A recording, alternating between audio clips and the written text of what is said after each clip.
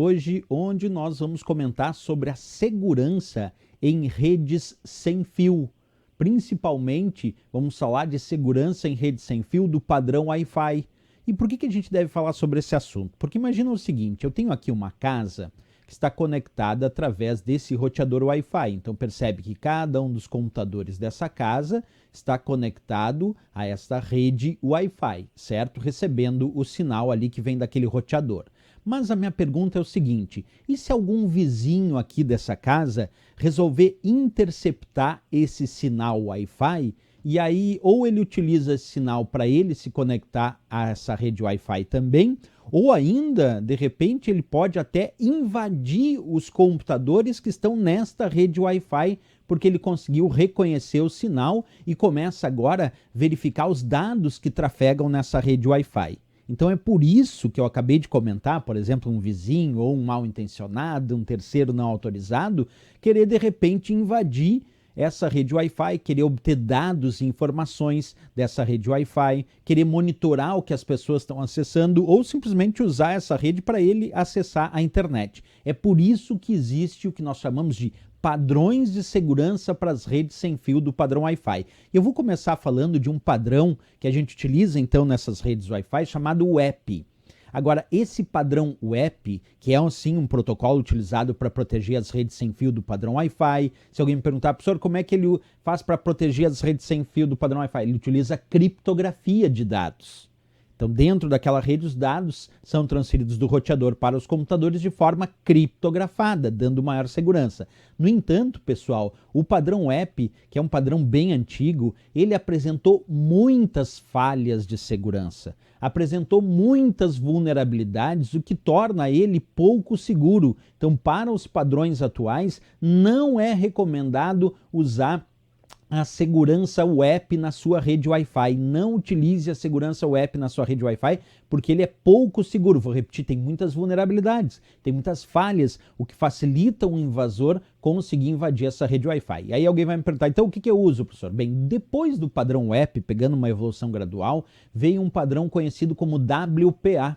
Também é um protocolo utilizado para proteger as redes sem fio do padrão Wi-Fi, que também utiliza criptografia. Só que a diferença é que o WPA ele aumentou muito o nível de segurança das redes sem fio, justamente porque ele corrigiu as falhas, ele corrigiu as vulnerabilidades do antigo WEP.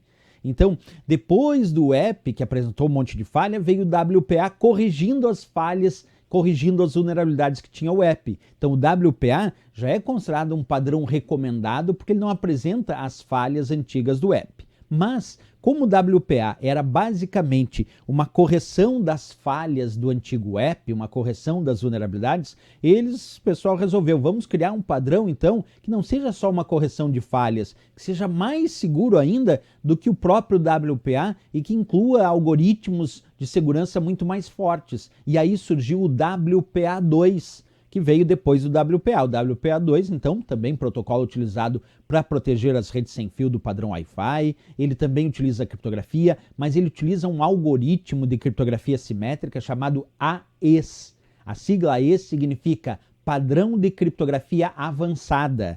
Isso quer dizer que o WPA2 não é uma simples correção das falhas do antigo WEP, isso é o WPA. O WPA2 incorporou um novo padrão de criptografia avançada, chamado algoritmo AES. Isso deixou ele muito, mas muito seguro. Então ele apresenta um altíssimo nível de segurança para uso nas redes sem fio do padrão Wi-Fi.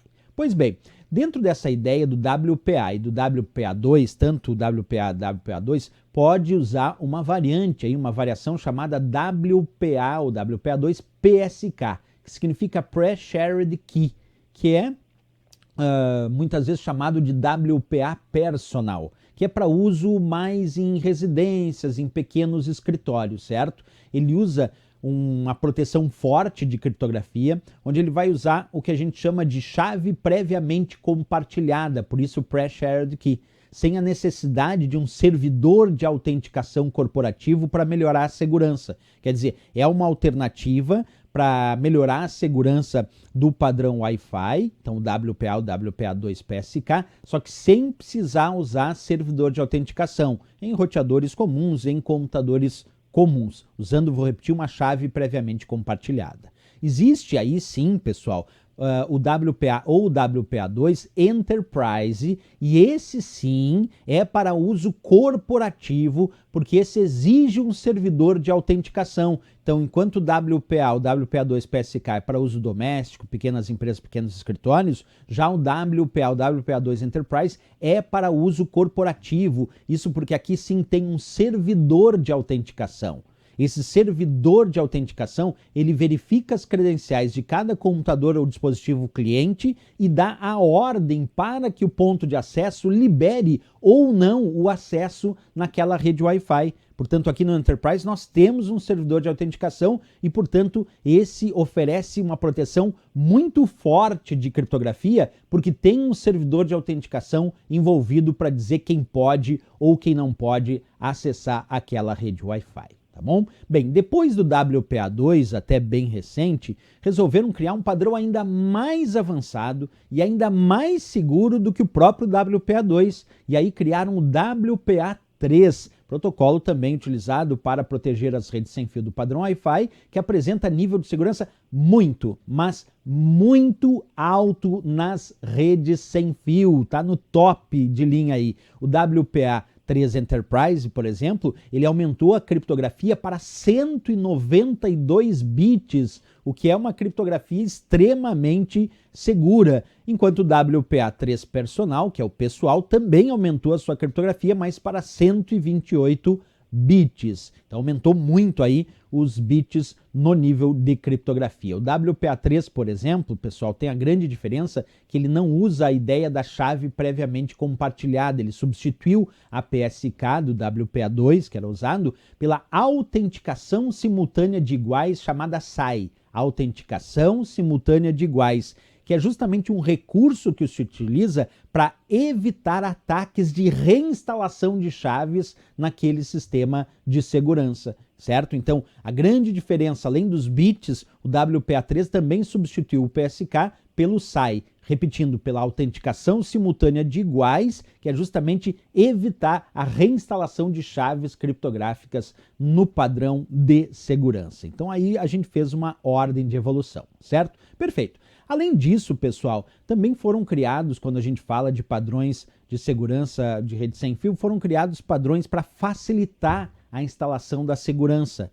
E um padrão mais conhecido que foi criado para facilitar a instalação da segurança em rede sem fio é o chamado padrão WPS, que significa configuração da proteção Wi-Fi. WPS é uma forma de facilitar um padrão para usuários, principalmente domésticos e pequenas empresas, que facilitem muito a configuração da segurança da proteção da rede Wi-Fi. Então, a WPS não é um sistema de segurança, é para configurar a proteção, para configurar os sistemas de proteção e segurança nas redes Wi-Fi de forma muito mais fácil.